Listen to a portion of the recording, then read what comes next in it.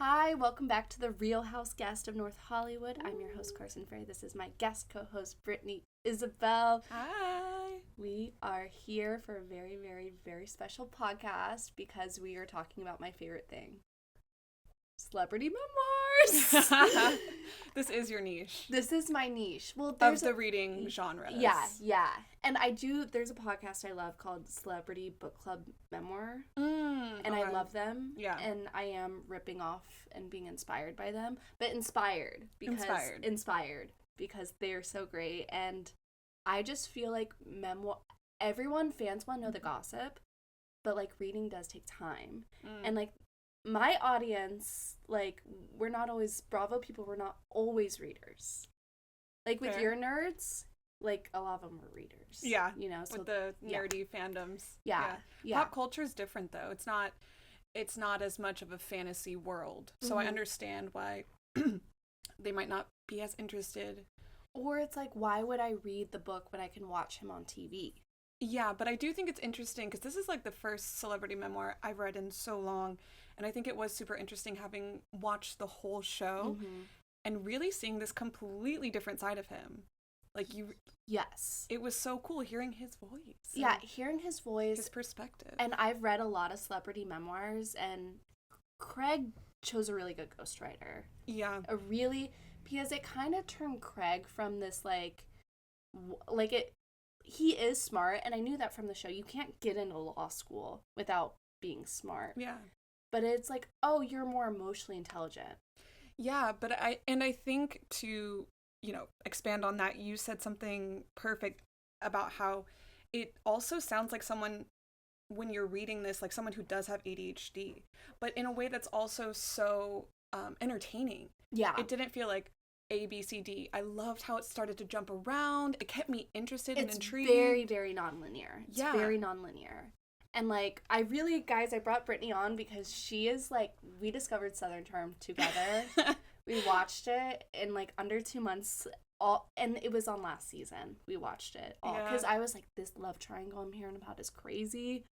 And we got on it, and it's so good. And Southern Charm led me to so many other places in Bravo.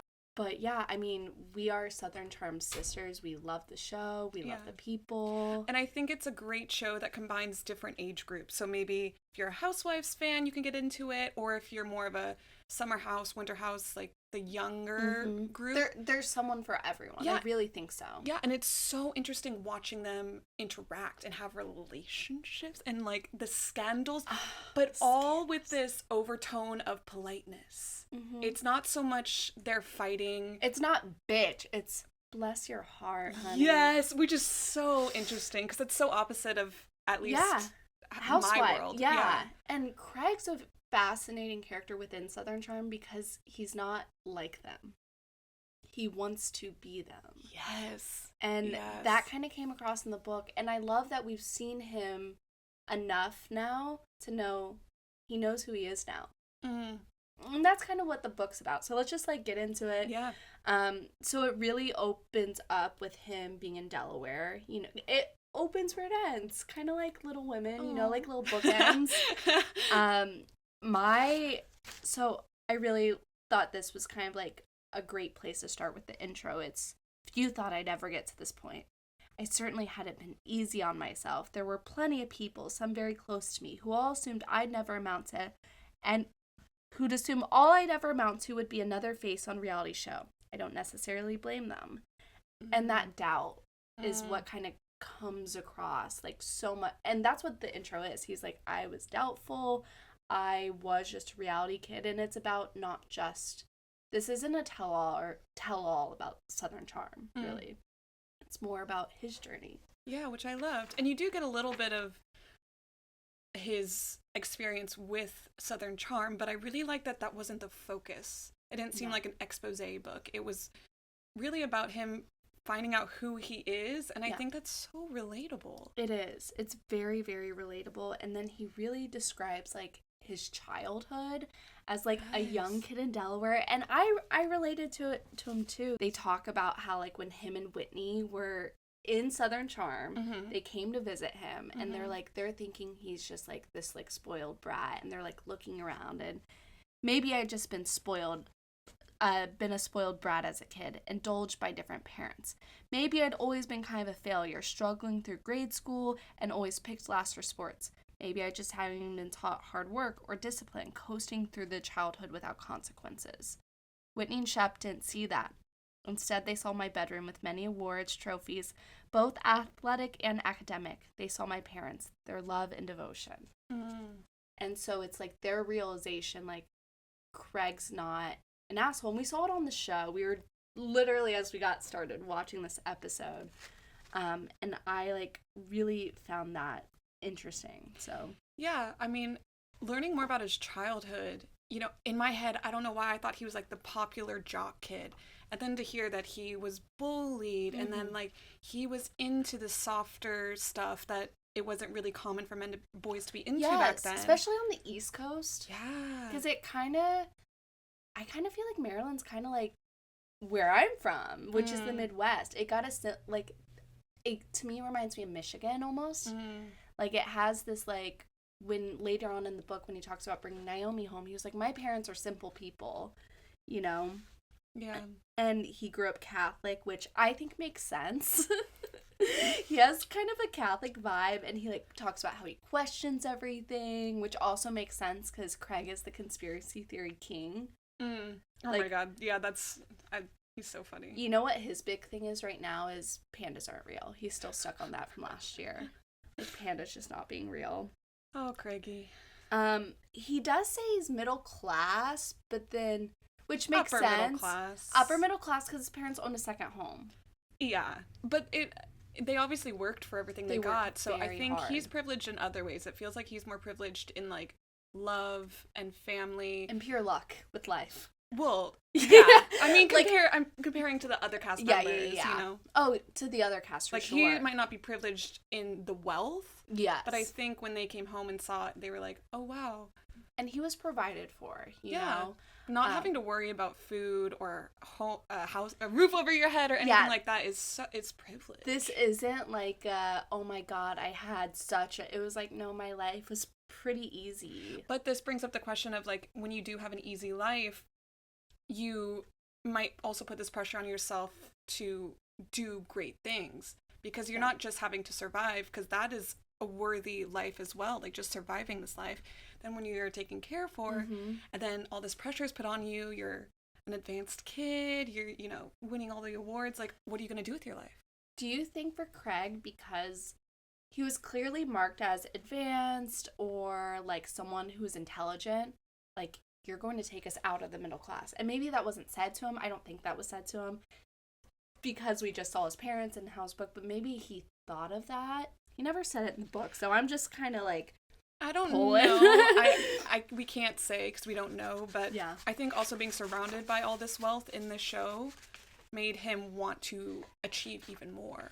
yes. And I definitely agree with that. I definitely see it. I do want to read the part where he talks about making his first pillow because I feel like it's so important. I remember making my first pillow in Mrs. Hurley's class and feeling a tremendous satisfaction at having created something. Using my hands, I had turned what had been some fabric and thread into something real and beautiful, to me at least. I didn't realize at the time, but I had stumbled upon something that had given me joy. Aww, Like, so cute. so cute. And then, he talks about this a lot too, which makes sense for him to be a reality star. This, like, intense need to be liked, which we know a lot of actors. Yeah. Yeah. Me. Yeah. That's so relatable. So relatable. I developed a need to be liked by everyone, accepted as equal. If I wasn't good at something, if I wasn't outright, couldn't do something, I chose to hide it rather than accept it. I couldn't bear the idea of anyone having a lesser opinion of me. Yeah. Our whole household is like that. Yeah. That's so relatable. Do people who aren't in entertainment feel like that, I wonder? Oh, yeah. Yeah, I think it's such a universal feeling. And then, yeah. Craig, you can just see it so, so clearly. But yeah, and then when he would talk about, his OCD, the bullying with it, and it just seemed like it started to build and build and build. And you see kind of like the ADHD almost. Yeah, and I think it's so hard to say when you're being bullied. It's like embarrassing. I think he says something in the book about he didn't want to seem weak to his parents and this and that, so it's hard to like even explain it. And I think from traumas like that, things like OCD will pop up. Like it's you're trying to cope, and it is a brain thing. Like I think Craig but maybe was that wired, was the trigger. Yeah, I think people are wired for certain things, Mm-hmm. but until certain circumstances in life, you don't know what you're wired for. Yeah. And it's one of those things to who's to say what's the trauma, because this bullying clearly defines Craig for the rest of his life. Yeah. Which I kind of love the idea of this gawky, nerdy kid and someone who struggled now is like so cool. Yeah. He finally tells his parents about the bullying, and it's like confessional almost, which kind of, that's why I was like, it makes sense he's Catholic, because it's like you hide, and then you confess everything. I didn't grow up Catholics. I know nothing about religion, so I'm just like, Catholics, all I know is they confess. They confess their sins. I actually know a lot about Catholics because my mom worked for Irish Catholics. They're good people. Some of them. And then, so he went to Charleston for college, and he kind of, it seemed like his friend was just like, this is a good school, you should go here. And he saw it, and he was like, yeah, I'll go here. Which is kind of what I did. Isn't that what, yeah, we all do? You just look at one college, and you're like, yeah, this one feels good. Did you even look at our college before we went there? Not really. Did you go to campus? No. You attended without ever visiting. Yeah. That's kind of crazy. I just knew I wanted to be in LA, and I was like, well, yeah. I want to do acting, and if I get a degree, it'll make my family happy. I was like, I definitely went to the LA campus and the New York, and I wanted... Oh, you went to both. I went to both because I wanted a vibe check. And he just, like, fell in love. But he fell in love with law because of case of mistaken identity. The first is during my junior year, I was arrested for public intoxication. In fact, a case of mistaken identity, they later caught the real culprit. But it left a long-lasting impression on me. My father called a friend of his who was an attorney to ask for his advice. After hearing my story, he decided to represent me in court and got the charges dismissed. The whole process fascinated me, at least not because I felt like I was wronged by the system. Being punished for something I didn't do opened my eyes to the harsh reality of a judicial system. Welcome to the judicial system, Craig. You're lucky you're white and your father knows people. It was very much like, oh my god, like very that. I know, and I see where he's coming from, but it is kind of funny hearing his experience, like, oh, geez, I gotta get into this, because I've been hurt, where, like, if he wasn't privileged and he wasn't white, like... How many black people are literally incarcerated right now? Or stopped. Hey, we got a description. Black man. So in Charleston, maybe there are more descriptions that look like Craig. Oh. So imagine, like, yeah, that even. No, but that is a cool way to get into something. And Craig's an Aquarius, like me. Mm-hmm. And part of Aquarius is we do have a strong thing about justice, about things being fair, just, right, and all that. So it makes sense. But you know what didn't make sense for Craig? Or it made sense till it didn't? Adderall. Well, this is where I'm confused, because he does have ADHD. And I actually just listened to this really good podcast about Adderall on Science Versus. And for a lot of people, it's like it really works for them. So I wonder if... He abused it, though. Yeah, with partying. With partying, and he was taking, because I wrote it down somewhere, but it was like 50 milligrams multiple times a day. So Oh my god. So I think he was taking... Oh my god. Wait, such that's a high... crazy. That's why it got so out of control. It didn't start like that, but it got to a point where he was taking like when later in the Bahamas, when his heart, it was that. And I'm glad he brought attention to it, but on the other hand, I just feel a little sad for people who actually need it, and it kind of paints it in a bad light. But that's with any, think, pain pills. For most people that need it, they really, really need their Vicodin. They're in pain. But with an addict, they're going to abuse it, you know? So do you think he was an addict? He had addictive tendencies before? Yes, I do. I think Adderall was to numb. It wasn't to fix the ADHD. He had ADHD, so he got the prescription. But I think the way he ended up using, because he wasn't using it to be productive. He would take it at night.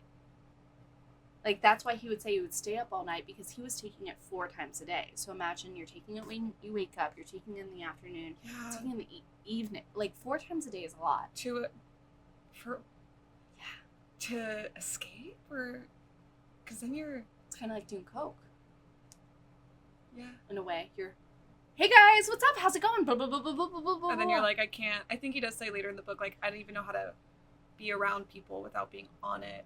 And you're mixing it with alcohol, because, like, yeah, that's the thing. And not, like, we've both can own that. We've done Adderall, we've done alcohol, we've done alcohol, we've done them alcohol, together. We've done other things. We've done marijuana. All 3 at once. Which really, why would I ever smoke weed when I had taken Adderall? That's, like... Or drink. Because that's Adderall is a stimulant and alcohol is a depressant. It doesn't do anything. PEMDAS. Yeah. But at the time in college, Adderall really worked. He had a super high GPA. Girls started to like him. He's going out. He's going out so much that he is on the social scene. And he gets a Facebook message from his friend Lane looking to get in touch with Charleston guys on the social scene. Not you reading that like it's a sex ad. That's kind of how it felt. Hot singles. The whole time he's being recruited, it feels like I would have been like, this is weird. This is weird. That's how I felt. I was like, if I had gotten that, I'd be like, spam. So weird. It's so interesting. So we're getting into chapter 2, which is called Then Everything Changed. Oh, Craig, you dramatic baby. So dramatic. So once again, he's doing the thing where it's opening at the end of the chapter. So it kind of opens with him signing his contract, but we gotta see how he got there. Which again, I love. It keeps the reader engaged. It's like, oh, how do we get there? And then he backtracks. Do you know, like, the thing, I don't know what they say it's for, but people who, like, watch the same show over and over again because they want to, like, they watch it knowing how it's end and they want to see the process. Literally me. He's giving into that, though. It's like, I'm going to tell you what happens so you feel okay as a reader, but let's tell you how I get there. It's also trust in a reader, I think, to still be interested in it and be interested in the journey. Yeah. Whitney describes this project as this, like, docuseries, not reality show. It's a docuseries. Very different. And it's like him and Corey at first being recruited. Which is crazy, because I had no idea they were friends before this show started, because I watched Winter House, Summer House. Yeah, and they're like, oh, we used to be friends. I had no idea this whole Corey He's backstory. introduced as Craig's friend, but that could mean anything on Bravo. That could mean they met once at a party. Dude, I know. I was shook when the history went, the lore goes crazy, the Corey lore. And Corey did help him with the book. So I watched a lot of interviews. Corey helped, and so did Naomi. I am kind of doing the Craig thing here where I'm like doing the end. Yeah. But I just love how this book, you know, the relationships do all come back together, like with him and Corey, him and Naomi. They do have resolution. Yes. And I love seeing the downs and then the resolutions as well. And it's like with Corey, that just reminded me of how that all went down. And then... and now he's here. Yeah. He's, like, in the Bravo world. Aww. So, yeah, it's special. And they're, like, best friends. They're frat brothers. And then they were roommates when he was in law school. And then Corey was almost cast for Big Brother. Insane. Also insane how they told him, or didn't tell him. They ghosted him. They ghosted Corey. That would have, as an actor, if that happened to me, I would have quit the business. I would have moved back to Indiana. So Whitney approaches Craig and Corey. Corey was really guarded because of being ghosted. And the way he is doing this whole thing, it's shady to me. And it's very like, I'm taking you out, I'm buying you drinks. Very schmoozy. But I understand what Whitney was doing now, Yeah. because he's like, let me see the world through your eyes in a way. He is such an interesting character. I want his Whitney. Dude. Patricia wrote a memoir. She did? Yeah, I'm going to do hers eventually. Not Okay. next, Okay. but eventually. So this is kind of what the recruiting process was. We went to dinner, we had drinks, we partied, we ended back up at Patricia's house, strangely or not, and the topic of the show rarely came up. When Corey and I did remember it, we sort of chuckled, and we were quite to the point we were sure Whitney was full of shit. Perhaps he was a producer or filmmaker, but we thought he was mostly interested in hitting the town. Which, yeah, And honestly, that is smart of Whitney, because he kind of took the pressure off them thinking about the show, and Whitney was literally, I think Whitney is low-key a genius. A genius or... A sociopath? A sociopath. Because his movie... They go hand in hand. He did a movie before Southern Charm. Did? I tried to watch it. I bought it. I spent $1.99. Oh no. It was some of the worst reviews of a movie I've seen. I didn't finish it, but I'm going to. Maybe that's another podcast episode. Yeah, I had no idea. That would be fun. No, it's like a reaction watch. Yeah. That's what. Oh, that's stay tuned. Stay tuned. But they slowly fade out Corey of the casting, which is sad. But I understand. I think they're a little similar. They are, but Craig's more interesting in the sense because he wanted to be a lawyer. So to me, people who want to be lawyers either want to be rich or they really want to help people or both. Yeah. And I think Craig kind of rides that line. Which we do see a lot of later in the book, which I definitely want to discuss. Like capitalism and within empathy within that. Well, his philanthropist tendencies. He does, but not always the right way. We'll get into it. We'll get into it. I have a lot in the of right thoughts. way, he knows. Yeah. So it got really serious though, because he's like getting the contract. It's becoming serious. He messaged Cam on Facebook. Oh, I love this. And I love how he describes Cameron as this like local celebrity that was like, because to me, we live in LA, there are celebrities, but it's like when I see Danny Trejo, like he's famous. I know he's famous, but I just see him all the time. So it's always like, oh my God, that's Danny Trejo. Hey. Yeah. And it seems like Cameron was like that because she was on The Real World and she got her and Shep, Craig and them all together and they quickly became friends. Cameron is my all-time favorite cast member of Southern Charm. Cameron, I love you. I wish all the best for you. Never stop being you. Never stop. When her voice was no longer the Southern Charm narrator, I was like, oh. It really... Look. Linda, listen. No, that... And it was interesting when Craig was like, I'm finally that, you know? It was so cute. Their whole relationship was so like older sister, younger brother. Mentorship within reality. That's what should happen in reality shows because, you know, this reality reckoning is happening. When you're on a reality show, on a show like Bravo, I'm not saying for any reality show, but like a show like Bravo, it should be like a mentoring system where you have a housewife that's been on for a few seasons or someone that had been on. Like a Big Brother. Just like to have the show Big Brother. Well, I'm thinking like Big Brother Little Sister, like the program. Oh, for like kids, like a mentorship program. Andy, Alex Baskin. Okay. So chapter 3, trying to have it all. So again, Craig is starting at the end, and he's confessing to his parents of his sins of having a lot of debt. Which I, like, don't have that much debt, but I relate to having to say to your parents, like, so I can't do it all on my own. Can you lend me some money, Mom and Dad? Yeah. Please, I need quarters for laundry. I can't keep up with this crazy LA lifestyle. That was so real. It was real. He says at first the show wanted to follow his job as a lawyer more, but then they realized being a lawyer is boring. So they faded that out. But Yeah. Craig said he wasn't that bad at his job as they showed him. They only showed him being bad at his Because that's more interesting. Yeah, So, of course.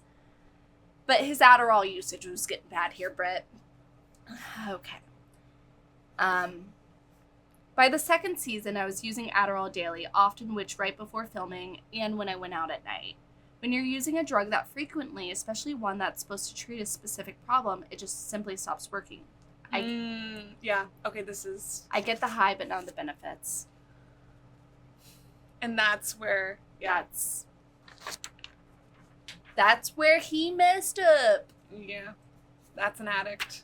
But think about cannabis, like, people who use weed every day. Listen, everyone has a vice. Everyone has a vice. Everyone has a vice. My viewers know, because I'd be vaping the whole thing. I know. I was trying not to vape, and I don't give a... My 25 viewers, maybe, I'm hoping. Hoping for this No one. one tell Mom Meemaw. So Craig is delayed from his graduation from law school, and he's too embarrassed to explain the situation, which I get that.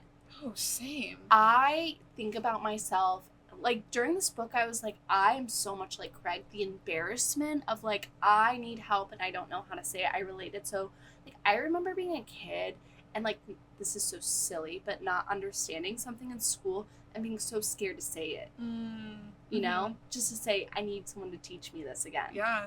Like, I think that's a very relatable feeling. And we learn that as children, and if you don't get that skill down, it's hard.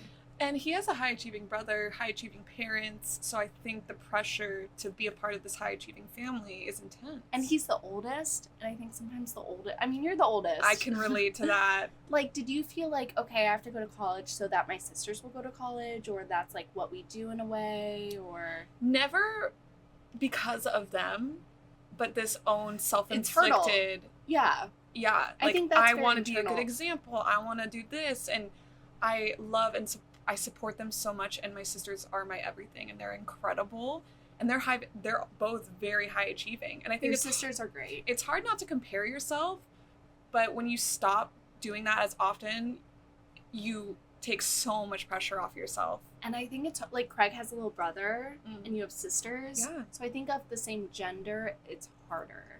Because it's Totally. so direct. Like, me and my brother, 5 years apart, different genders.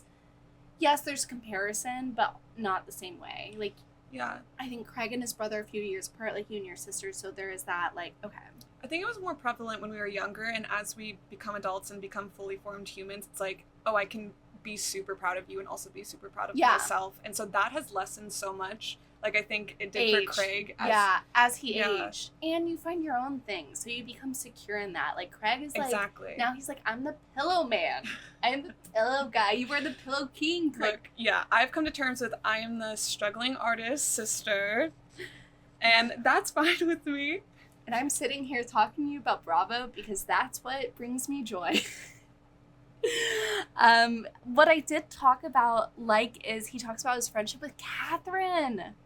Like, so much. And I love this because I feel like she gets painted in a bad light, and for some valid reasons. Some ballot. But I felt like their friendship is something I wanted to see in the show so much more.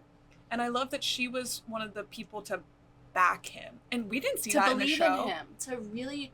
I Like mean, we what see some of it, but, like, for 2 minutes. So when Yeah. you're watching an hour-long show and you're seeing 2 minutes of it, it's not holding in your brain of a 9-season show the same way it does. I mean, yeah, exactly. What she said to him had stuck with him so much that he put that in the book.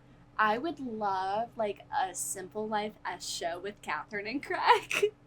Like, them. I was honestly, like, they were always the ones I shipped. I shipped them until Paige. But Paige, his current girlfriend, Paige DeSorbo. I mean, but that was so much. Yeah, and different shows. I meant at, like, the beginning in of the the beginning, show. I shipped them for, like, 5 years. Yeah. Because... Oh, no, Paige is... the girl. The one.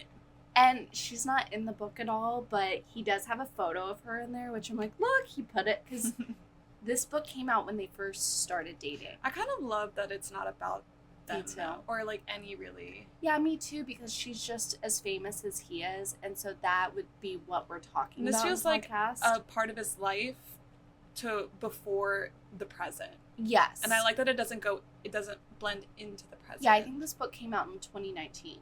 Oh. So I it's thought like it came out no, after the pandemic. after the pandemic, so maybe 2021. Look. Let me look. We got the book right there. We have it right here. 2022. Him and Paige started dating 2022. Oh. So that makes sense. He wouldn't talk about her, but he does Yeah. have a little photo of them at Amanda and Kyle's He's wedding. like, don't forget, this is my woman. But I mean, it's nice because, like, if I wrote a memoir, I would have to include something about Ezra. Otherwise, I'd be an asshole, you know? But I get as a person, you don't want to be defined by your relationship. I love producer Ezra, you guys. I have a big old He's crush such a on great him. man that's just like lives here in the corner. Just in the corner and just produces the podcast Yeah. and does nothing just else. sleeps and then wakes up, does the podcast, and goes back into his corner. He's kind of like a Ken, where we don't really know where he does or what else he does. He just podcast. He's a podcast He's Ken. Love you, Ezra. When you're watching this and editing this, we love you so much. Okay. And then he meets Naomi. A love found. The beginning of the relationship is so lovely. It's so lovely. And this book, okay, so I was not a Naomi fan when I was watching the show. You really disliked her. I remember. I did. She triggered you, I think. I think She so. looks like she's from Arizona, even though she's French. But this book and the way he can recognize his part in it, I just thought was fucking beautiful. And I was like, dang, Naomi, like, I understand her perspective so much more. So much more. So he basically breaks down and has to admit to his parents he's broke. He was which is living not this like fun. lifestyle he can't afford. But what I respect is he's on the show at this point. He goes home, takes a job with his dad, and like they lend him the money, pay back his debt, and then like but he works for it. You know, it's not a get out of jail free card. no. It's honestly like my parents. It's more than my parents would do. They probably would just be like, here. Yeah. But I think this is so integral to his growth. Oh, it is very Because we see other cast members still stuck in this Peter Pan syndrome. remember Shep last reunion last season? Yeah, and I was listening to their podcast today, Craig and Austin, and they were They have talking a podcast? yeah, it's called Pillows and Beer. That's so cute. I listen to it sometimes, really, because I like Craig's voice. But basically, Craig, he can't afford his lifestyle, so he moves home. He got honest, and it was good. And while that happened, he found a love. I found a love. He starts dating Naomi while he's living at home, and he had like always known her and had a crush on her. Also, the slow burn that happened between them. I just feel like this book gives so much more of their love story. because it's just like Craig has a girlfriend, Yeah. and you don't know the love story. It's like people, and do you know that about most couples though, of like how they really fell in love? No. Like you know me and producer Ezra's, but like think of like our other friends. You don't know that moment, you know. Like I can. Think of It's so very many intimate. people. It is. Yeah. Who do you share that with? The world, if you're Craig Conover. But they come from different families, and that kind of comes up throughout their relationship. But my parents are informal people. They work hard, they laugh hard, and they love hard. Our family doesn't follow strict social etiquette, but is rather bound together by traditions. Our idea of entertaining is throwing a few steaks on a barbecue and some Bud Light in the cooler. We don't do cocktails at 5 p.m., and we don't do the latest restaurant or club openings, and not because those aren't really openings of clubs or restaurants in Ocean View. It's because my parents and the home they created for my brother and me were utterly devoid of pretensions. What mattered was the family, and not what others thought of our family. That's Craig's family. Naomi's family immigrated from France in 2000 when Naomi was 8. Their first few years in Charleston were tough because Joel and Carol barely spoke a word of English. To succeed in Charleston as restaurateurs, especially in those days, being required being accepted by the locals. Gatekeepers, locations, permits, liquor license, employment were all obtained by those who had integrated themselves in the city as gatekeepers. Which, that's like their way, and that really kind of messes with them later.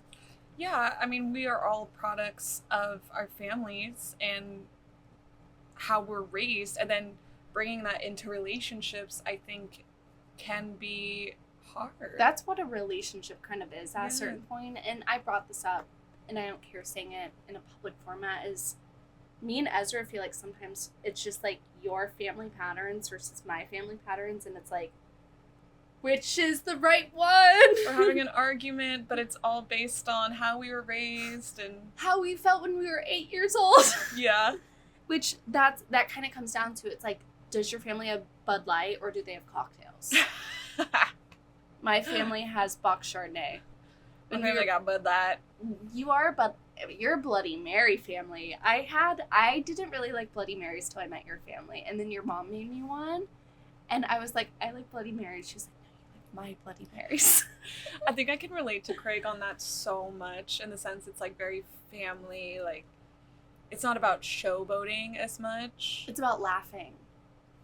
It's about, like, can we be in a room and laugh? I miss my family. So he moves back to Charleston. He lives with Naomi, and he starts Craig 2.0.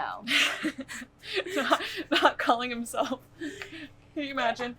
Like, hi, this is Brittany 2.0, guys. I could see myself doing that. And then he starts working at Gentry with JD, which we see on Southern Charm. Which I thought was, yeah, JD kind of, He fucked him. that was bullshit. Gentry offered me something to do with an interesting opportunity in the bourbon industry. I know my friends ended up mocking me relentlessly for my belief I could run a bourbon company, but it wasn't me who raised the idea, it was JD. I would not have agreed to join Gentry if the only offer on the table was to run JD's hotels. That kind of work never interested me. In the end, I never did much for JD's hotel. So he fucked him over, and like laughed at him for it. And it was used as a storyline to laugh at him. I feel like a lot of storylines were used to laugh at Craig. And then when he became successful, they barely covered it. Barely, dude. And then he humiliated him, and from Naomi. Like, I feel we get a lot of those intense shame emotions. And it's other people setting him up. And Naomi, who's so, a lot of, I think, her worth because of how she's raised is based on appearances. Mm-hmm. And then for her partner to be publicly shamed multiple times, like, I can understand the frustration. Yeah. Even though I think it's misplaced sometimes. Oh, yeah. And his Adderall is getting really bad at this time. Which is just... He's taking 15 milligrams of Adderall 3 times a day. So I said 50. Holy shit. But that's still a lot. No, that's but still, 15. That's a I lot. had the same reaction. I mean, 50, I don't... 50 is like you would die. You would die. You would but die. 15, oh my god. That's a lot. So, like, for reference, most people take 15 once a day. Yeah. If that. The Yeah. tenors. I know about the tenors. And you split a tenor. Look at me promoting Adderall usage on a book about Adderall addiction. I'm just kidding, you guys. We don't use Adderall because, as Craig brought up in the book, Adderall frayed my nerves. I started to lose my temper a lot. Low perceived sights would get under my skin and I'd lash out. Looking back, I now recognize those poised joyous travels together as the beginning of our end of our relationship. When we returned, it was no longer a relationship that was growing. It was one that we were trying to keep together. Ugh. So it's kind of like as quickly as they fell in love, they fell out. And it felt like they fell out of love in the middle of their relationship to me. And the breakup was so drawn out. It was one of those relationships where someone just needed to end it and no one did soon enough. Neither would. So yeah. And then the relationship is lost. And they're just like, they cannot accept it. She's crying. So they're at this wedding. And like, someone says their vows. And the vows are beautiful. And everyone's crying. And then Craig looks to Naomi and she's crying. But it's because she's so sad. That's actually heartbreaking. Has anything like that happened to you before? No. No. It happened to me once. It was my birthday, and my partner at the time, he was like, I'll take you to see Call Me By Your Name. And that's all he planned for my entire birthday. Guys, my birthday's Valentine's Day, so I need a lot of romance on my birthday. Yeah. And he took me, that's all he did, and I just cried the entire time because I was like, this is a beautiful love story, and this is not what I'm experiencing. That's so heartbreaking. And then he kept saying, why are you crying? Why are you crying? Why are you crying? We don't love each other like they do. I said no like that, like, as a self-deprecating, because I've never really let myself even get to that level because I'm so scared of this. Mm-hmm. And now I'm like slowly getting into that, and it's exciting, but it is very scary. That vulnerableness of like, Yeah. oh, will we not be that big? I mean, that's something that scares me all the time. But it's also, you know, It's part of being a human, though. yeah, It's like we fall in love, we fall out of love. yeah. Sometimes we fall back in, sometimes we don't. Aw. So again, very relatable. Yeah. And so during their falling out of love, he starts hobbies. Gardening, sewing, all the things. Hobbies. Oh yes. Hobbies. Yes. Very, very many hobbies. But you know what he doesn't do? Focus on what he needs to. Law school. He has so he didn't graduate law school because he didn't finish his paper, and he has to just do this one paper. I relate to this so But he can't do much. this paper because he has to do his garden. But I'm gonna do my other hobbies. I have a million hobbies. I have all the gear for the hobbies. Oh God. And it pisses Naomi off. Yeah. She's not down for it. He does go to Haiti though at this time, and it is a small white savior moment, I think. But I think he learns so much from the experience. Yeah. You know. I think this is where we see his philanthropy side really start to come out, and him really get a perspective on his own life. And it's very white savior moment, but it's also nice to see him change his perspective. Yes. A feeling of utter helplessness gripped me. I wanted to open up those cages and set those children free. I wanted to take back as many as I could with me, where at least they had a chance at life, but there was nothing any of us could do. David and Maddie wanted me to see it because they wanted me to realize when we ran the marathon, this is why we ran it. This is who we were raising money for. I had never wanted to run 26.2 miles so badly in my life. Yeah. And I think there's a lot of white savior complexes all around the world and day to day. But there's also the sense of at least we're trying to do something. At least we're talking about it. And there's something about when you go somewhere and you one thing know about it, but then see and connect with other humans on a human to human level, which I felt like that's what Craig got to do. Yeah. And sometimes I just don't know if there's a right way to participate in activism as a white person. Just start participating in it, however, whatever your way into it is, and then you start to learn and grow more. It is complex. It's very complex, and if you start to worry about yourself as the white savior, then you might not do anything. Exactly, and that's why I don't hate Craig for it, because he's not trying to save all these kids. You feel that human need of, I have so much, and I love it when he's in Haiti and he just gives the kids everything on his back, because it's very human. It's like when we see the cats outside and we're like, we have cat food. Let's give them cat food.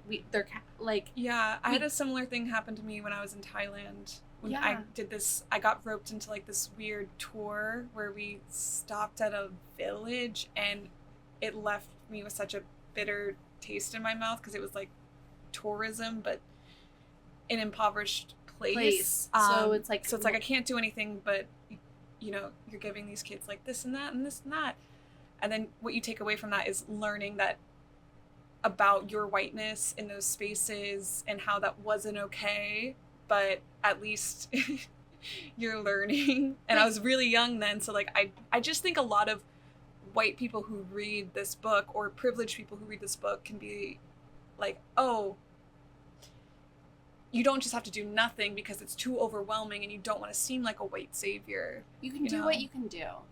You can do what you can do, and you can always be learning about how to do it. That's the most important thing, is how do you do it? And like, you don't listen to other white people, which No. that's what Craig, probably his fault is he does go with white leaders a lot, telling him, or other people in positions of like privilege. But if that's your world and that's your way into it, I get that. That's your way in. And if you're trying to be better, then you're doing your best. You're doing your best. Just keep trying to do better. The breakup, though, is approaching. It's imminent. But the end was approaching in that terrible, agonizing way that most relationships end. I could see it if I couldn't believe it. It's life events that had outrun my ability to process them. Making pills helped me take the mind off of some of it. I don't just mean the relationship. I mean all the emotions that wrap themselves in this ball of anger, confusion, and regret. I get that. He's taking his broken heart and making pillows. I take my broken heart and I put my furniture up and put a mic in front. We'll make podcasts. Make art. Yeah. And then the big thing happens, which, okay, I'll be Naomi, you be Craig. You sit at home. You pretend to do things. You pretend to sew. What's wrong with my sewing? It's iconic. That line is so iconic. But, I have a note about what he says regarding that specific line, because it became so iconic to the whole show. Oh, shoot. I can bring it up. I got a book right here. 156. It was something about how it really wasn't about... It wasn't so much how she said it, it's how she said it. With her hand gestures, tone of voice, she was incredibly dismissive. This thing, this hobby, this passion, this pursuit was just the way as if it meant nothing. I was hurt and humiliated. It perhaps wasn't the only time someone's mockery of my sewing truly got to me, and it's no accident that Naomi said it. I paused, and for a brief moment I lowered my voice in pain and anger. What's wrong with my sewing? Yes, but I think he mentions later in the book how it wasn't really about the sewing. It wasn't about the sewing. It was about so much more in their relationship. And it was I think metaphor. Him realizing that and realizing what she was actually saying was really beautiful. It is. And it's kind of the what's wrong with my sewing is that it's not about the pasta of Southern Charm. It is. It's not about the pasta. It's a metaphor for so many other things going on. And go ahead. Okay. Sorry. No, go ahead. He just starts traveling. He tries to fill the void, and it just doesn't. Yeah. It doesn't. I wish I had the money to just travel to fill the void. Same. Life would be great. He starts going to the Bahamas because he has friends that live there. This is where I lose him and his privilege. I'm like, boo-hoo. Boo-hoo. You gotta go to the Bahamas. Get a little second apartment. Okay, that's the word. The locals accept and love you. But you know what's crazy is the shark story, the Bahamas. So he's in the Bahamas, and basically, like, they have one friend that's, like, watching the boat, and then one that's, like, not, and one that's in the water, and then someone's on shark watch. And he, like, he's on shark watch, and they see a shark, and he can't alert his friend because he's taking so much Adderall that his heart's about to explode. And then last minute does it, and then he quits taking Adderall. Yeah, because he can't hold his breath. The thing with addiction is, like, maybe you take a step in the right direction, you go back, kind of like the book. Yeah. It's very non-linear. Oh. And in life, we take 1 step forward, 3 steps back, 10 steps forward. Yeah, healing is not linear at all. And he stops taking Adderall, and to my joy, I learned this version of me was still fun, charming, and outgoing. Oh. It felt good to find a real connection. Stella was there for me, so he talks about that girl he met, and starts flirting with girls, and he's Craig from Southern Charm. He's Stella. Yeah. Getting her groove back. But when he came back to Charleston, you know what he did? Took some Adderall. Yeah. Because he's triggering. and filming. And that's what I mean. Like there are triggers there where you need to Triggers. fall back into whatever you're addicted to cope. A lot of addicts feel the need to move away, Yeah. somewhere new. And he wants to start a pillow business, but he doesn't know how. And like Shep introduces him into this guy, but this guy is like, I'll get the website going and blah. And like he's like, no, I need more help. And so that's not really like for him. Mm-hmm. But then his friend Jerry, who's the bouncer at the bar he went in law school, reaches out with a great business plan. And that point I was like, Craig's the luckiest man alive. Like when Jerry was like, hey, I'll do this for you. Yeah. Well, I mean, that's networking. That's putting yourself out there. So, like, kudos to him, but it's also luck. That's the that entertainment this guy industry. that was a bouncer and like all the things kind of added up. So they kind of immediately make this deal. Jerry, Amanda, and Craig would do, you know, Sewing Down South. Mhm. So they launch, and they're not an immediate success. Which I loved. No, I loved. It was good to see them work for it. And then just kind of like at this part, he's like, oh yeah, Corey. Remember Corey? And he's like, yeah, we mended our friendship. We're all good, blah, blah, blah. But their sales get not good. Yeah. Like, they're not good. And he's not super confident in the business side of things. And then I love what happens next. Yeah, it's so, I mean, like, they're going from, like, sales dip down to $12,000, jump back up to $27,000. So it's up and down, up and down. There were days when we thought the whole thing was falling apart, only to think the next day we were sitting on a gold mine. It went like that most of the first summer. Then August rolled around, and as a company, we needed something big. So I reached out to Cam from earlier, Mm-hmm. who had 1 million followers, and asked if she would do some IG pictures with our pillows to help drive traffic to the store. Well, the gambit worked, and our sales exploded to $42,000. Thank you, Cam. Thank you, Cam. So, yeah, that happens, and then they're starting to strike gold a little bit. But, yeah, what you were saying is the pillow parties. That's what does it for them. When Craig starts to get confident on his idea and really pushes for it, maybe not in the best way. Like, as a business partner, I would have been like, Craigie, talk insane. to me. You're insane for that. But also, would the business partner have gone through with it if he didn't just do it? So, I don't know. Again, Craig might just be the luckiest guy. And it kind of becomes this thing of, we start to feel confident that even if the show ended, Sewing Down South won't just survive but continue to thrive. And that is what's different about Sewing Down South rather than other businesses. I'm trying to think of other. Would Loverboy work without Kyle? No. Would Vanderpump I do think Sewing Down South maybe could live. I've looked at their website. They don't survive off Craig. Yeah. You know? So yeah, he opens, his friends are like, oh, can you attend our opening and maybe we could sell your pillows? And he's like, let's do a pillow party. Doesn't tell his business partner. Yeah, just announces it on Instagram. He just announces it. Which is But wild. he gets jazzed up because it's a success. It is. And he loves interacting with people face to face when no cameras are around. There's like, he's not getting any press out of this. No. Besides maybe local or... If that, it's more. I never heard about it. It's more like a exchange audience wise, you know. Yeah, I had never heard of these until I read this memoir.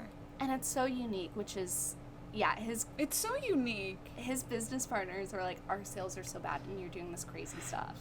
And what I love too is for each town he's visiting, he's generating revenue for the store too, and really helping mom and pop shops. I thought that was so beautiful. It was like this very Americana. Yeah. Like these local stores and being with the people in person and like, yeah, it was really It's kind of beautiful. like a fuck you to the big businesses. Yeah, it really is. But then he kind of gets into the big businesses. Which is, Which understandable. I get. So the pillow parties, they go real good. Real good so that the party's got to continue because now we're in chapter 9. So they got this offer from this deal. The nature of the deal was Sewing Down South would partner with Thomasville and have a display in all these like big box stores that were coming.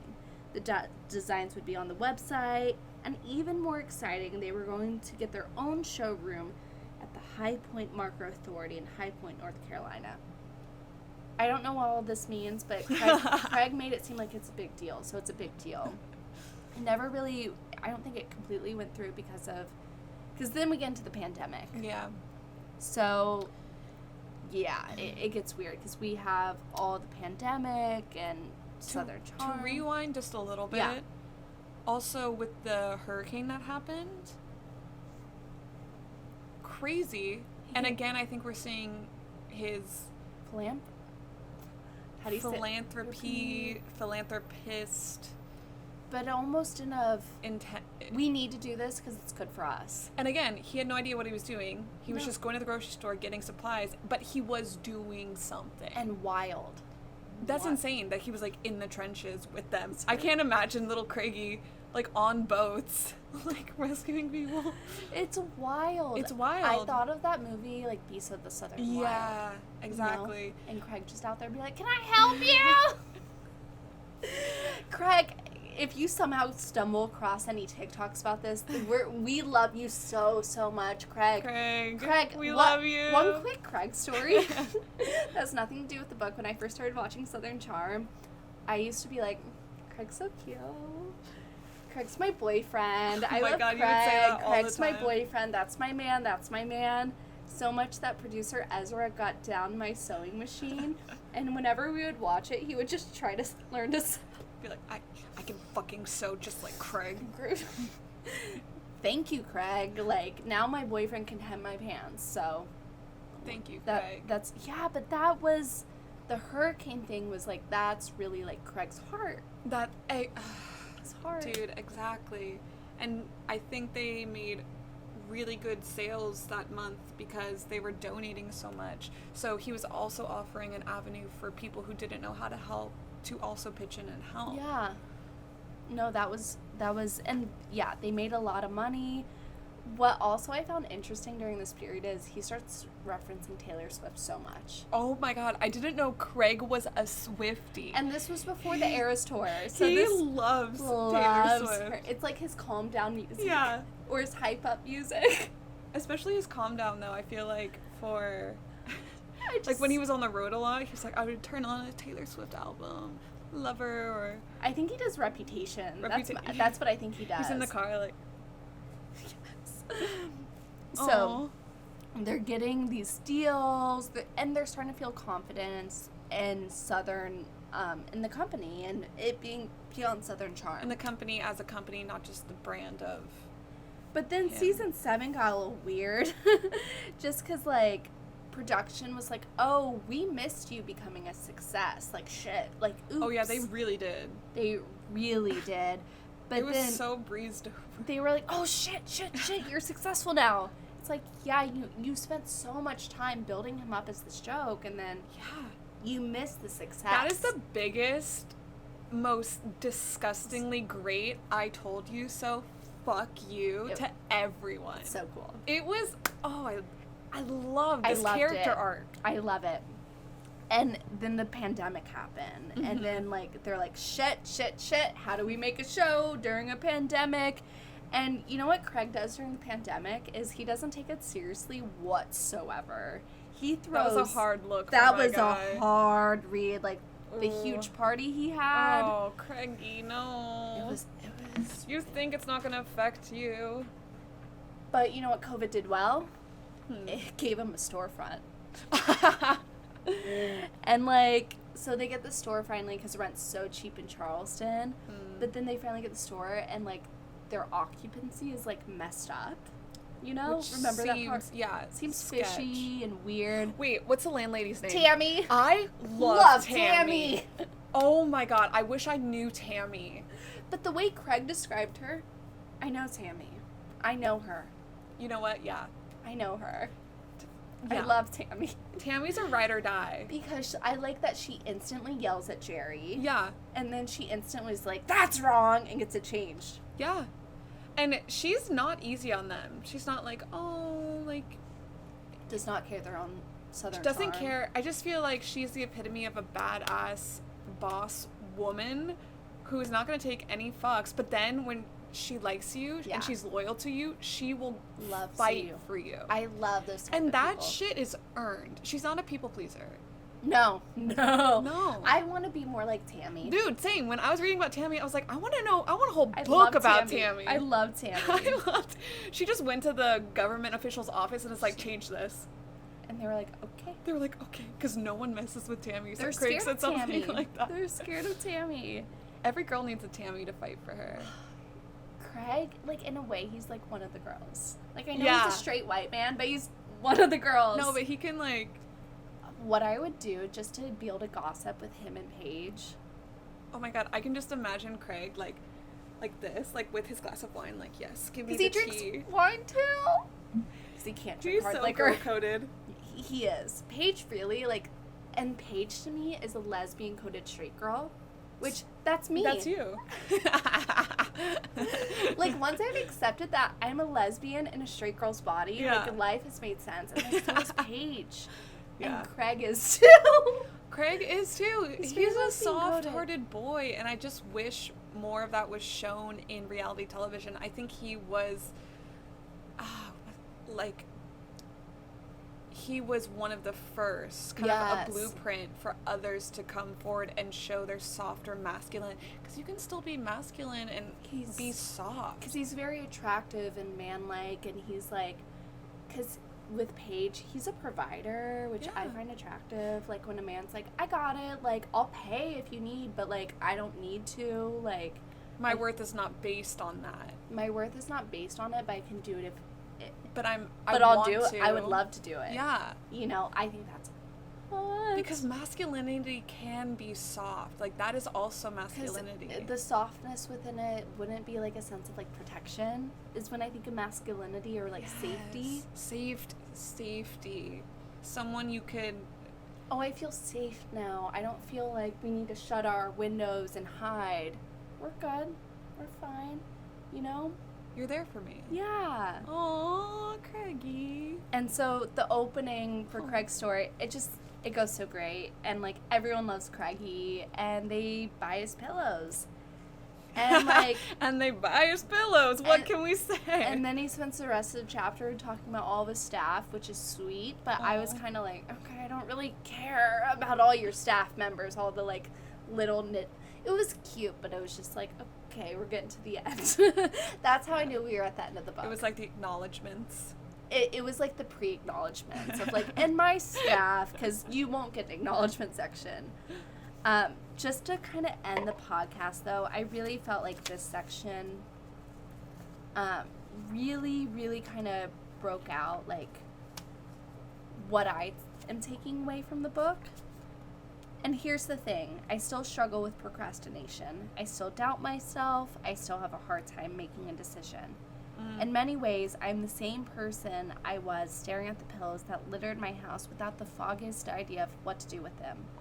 I know I will always be that person, the one who can't get out of bed at a time, who wants to go for one more drink, who has to feel like he proves himself constantly. I didn't lose these personality traits, just ask Jerry and Amanda. But whereas I had previously used unsavory parts of myself as the excuse for why I couldn't succeed, I have learned to live with them. And so, Cherry once yelled at me, put on my big boy pants and get out there anyway. Aww. Like, that's what the book's really about, is you might have these parts of yourself that are unsavory, but that's okay. That's okay. That's okay. And you keep trying. You keep trying. You do the thing, you do it one more time, and you might strike luck, or you might not.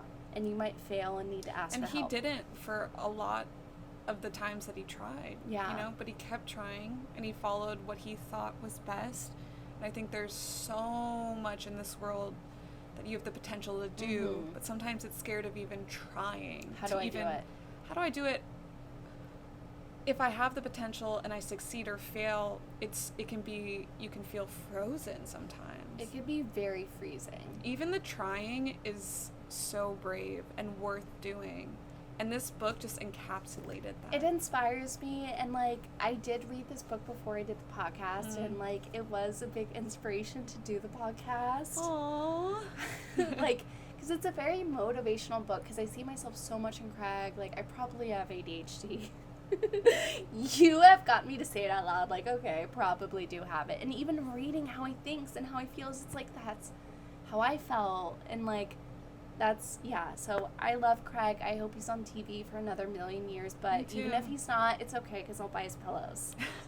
We need some Craig pillows. Honestly, I did throw away all the pillows. Our cats peed on the pillows, so I threw them all away in a rage, and I do want to replace them with Sewing Down South. We'll have this next podcast. The Paige collection. Paige, I love you. Paige, I love you. I wish you were lesbian, but it's fine. Anytime I called him my boyfriend in the podcast, it's because you were the girlfriend there. Even when he was with Naomi, and I was like, "That's my boyfriend. You were the other girlfriend." It was always a throuple. What a fun podcast. Yes. Thank you for listening. Read Craig's book. You can get it on Spotify. Listen to it on Spotify or buy it. Yes. It was really, really something. It's worth a read. It's worth a read. I'll tell you guys, we're going to read some bad ones, and I'm going to say this isn't worth your time. Just listen to the pod. This one is worth your time. Yeah. Bye. Follow us. Bye. Merch.